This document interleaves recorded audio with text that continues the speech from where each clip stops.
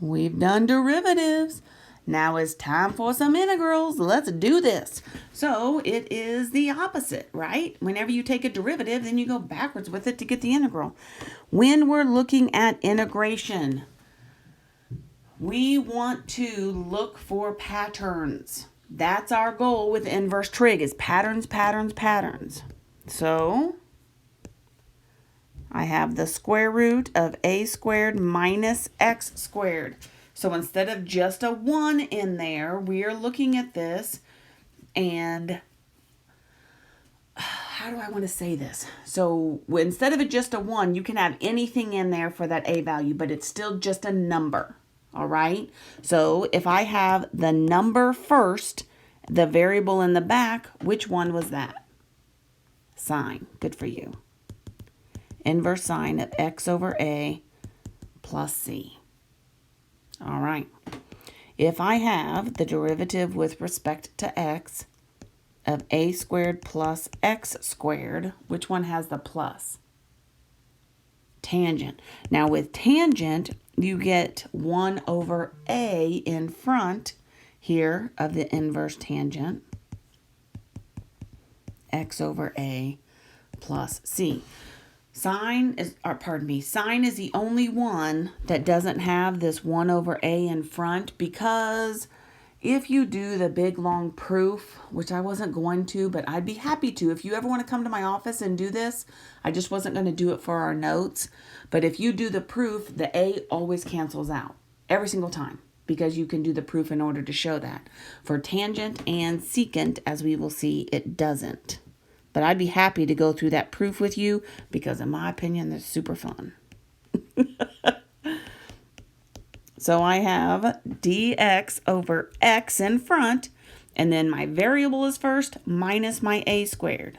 So when you have the variable first under that radical, that is secant. These are absolute because it's secant, right, with those asymptotes.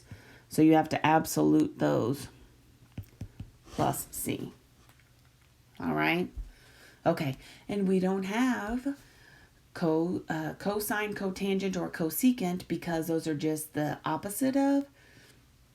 So when you're talking about your trig, you just go with sine, tangent, and secant only. Patterns, patterns, patterns. I don't know these. Know these. Become familiar with the patterns. Get familiar with patterns. And that looks like an M. And I will tell you, spoiler alert, as you move forward with this, next chapter, in chapter 8, we're going to have some trig integrals and trig substitution, and these patterns are going to make a comeback. So the sooner you get familiar with these patterns, then you'll be seeing them again and again. So heads up on that. Spoiler alert, awesome things are coming. That's what I'm really saying. It's all awesome. Oh, it's good stuff. Okay, let's integrate 4 over the square root of 9 minus x squared dx. Now, for fun, because, we're having it. We're having the fun. Notice, maybe, or note.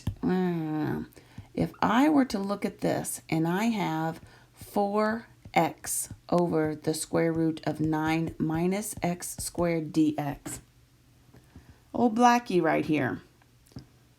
What would you do to solve that? Yes, this is a u sub, because what's under this radical is squared, and this is an x. Simply by putting that variable up here in the numerator takes this to a u sub. Pay attention to the details. That's a big deal. If you just have a number by itself with this pattern in the denominator, that is inverse trig. Do I have any trig in this to begin with? No. That's why you have to know these patterns. The details, that's going to make a huge impact of how you approach these problems and you move forward. All right? So look for those things. I like to say this all the time, what are my defining characteristics? My defining characteristics associated with inverse trig is I have a numeric numerator. It's just a number. It could be a 1 like it is in the formulas. It could be a 4 like it is in my problem. That number don't matter. You toss that bad boy out front. If we're looking at this, the only thing that makes an impact is this is a number and this is squared. So you're looking for that pattern with that radical. Okay, I'll hop off my, oops, I'm going purple on this one, aren't I? I'll hop off my soapbox and come back. Here, my A is going to be a 3, and I like to write this out. Oh, shoot, dang. I meant to squeeze this in. Have these still up here. So I like to see my pattern because if I have a number first and the squared in the back, that tells me it's a sign. When I identify what my A is and my X is, then I can put them over here. So literally that 4 comes in front. This is inverse sine of X over A. And it's indefinite, so I'm putting in a plus C. And literally that's it. There is your answer. One step and you have your answer. If you recognize the pattern, right? So recognizing those patterns is going to make a huge impact on these problems. Okay, let's do another one. I think I'm out of room on this page. Yeah, that's not enough to do anything with. Let's look at 8b. I am integrating dx over 16x squared plus 1.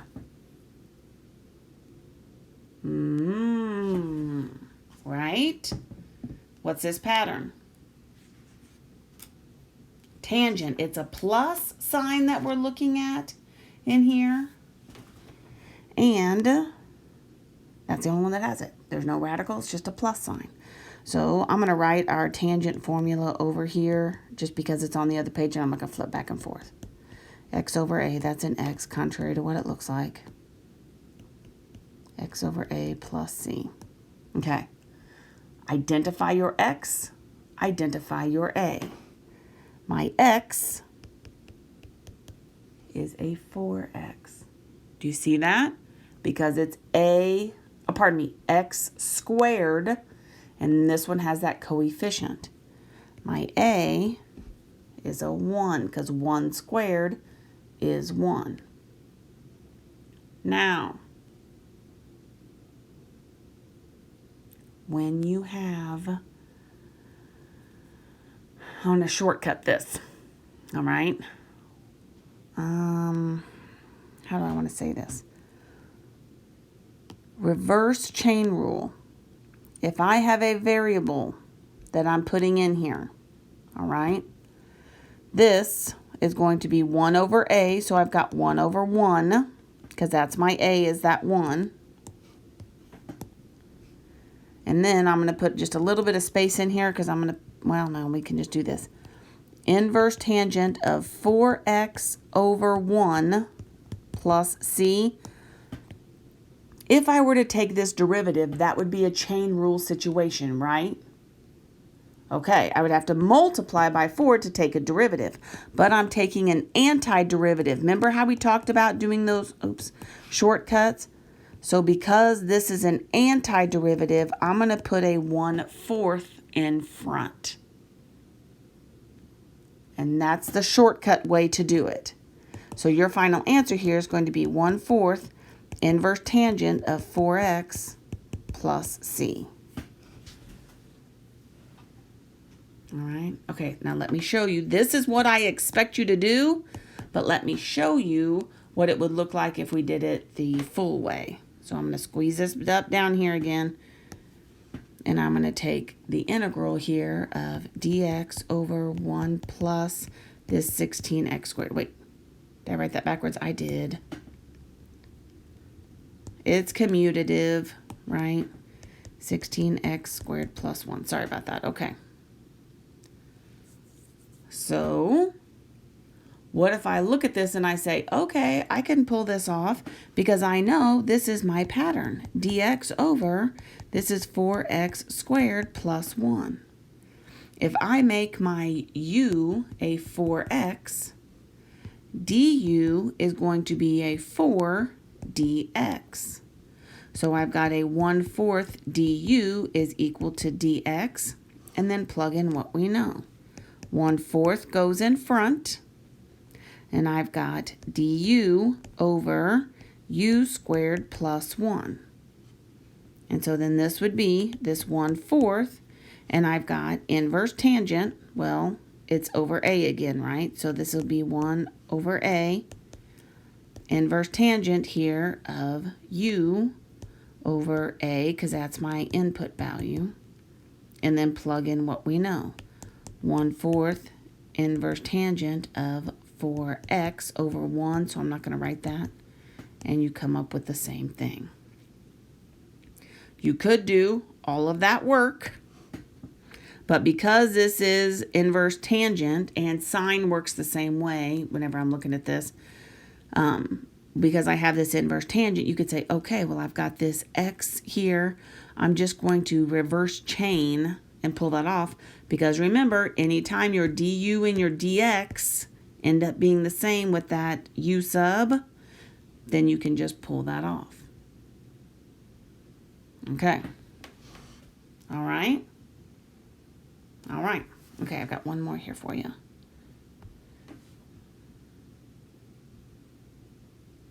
Here is part C. I am integrating. Now, and this is also a definite integral, so that's nice to try that out.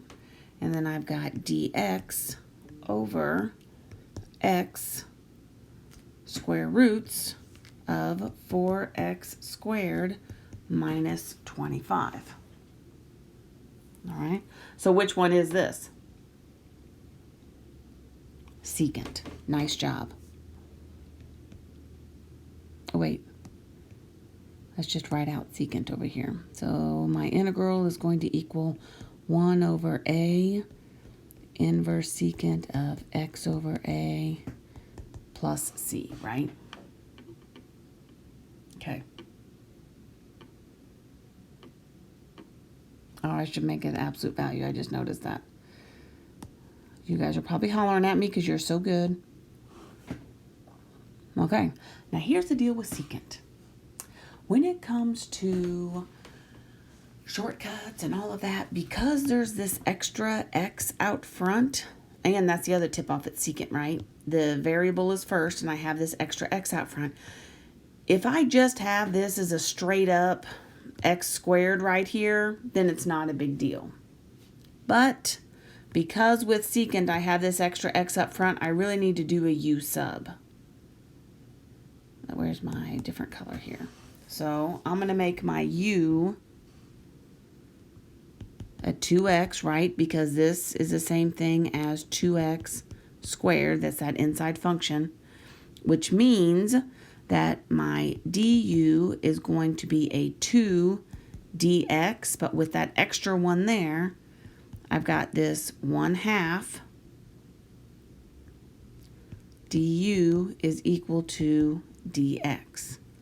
I also make the conversion here to say that x is equal to a 1/2 u.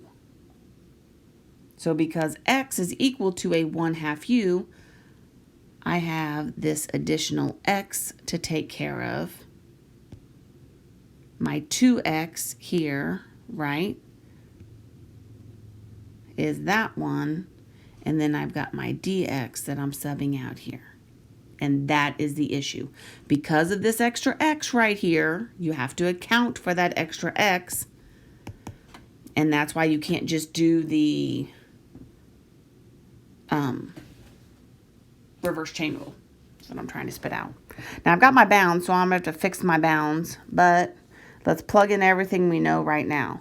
So I know that dx is equal to this 1/2, put that in front, du. Actually, I'm not going to put it in front because I just saw what's going to happen. Check this out. This 1/2 du goes in place of that. I know that my x is replaced with this 1/2 u. Ooh, do you see what's happening? And then I've got u squared minus 25. And then I change my bounds.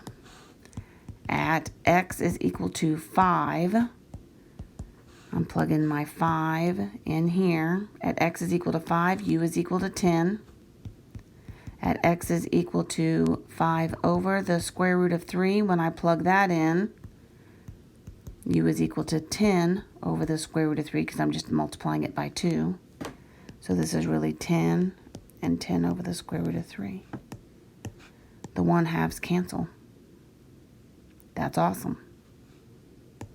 So now I end up with my integral here of 10 and 10 over the square root of 3 of du over u square roots of u squared minus 25. And that is my straight up formula.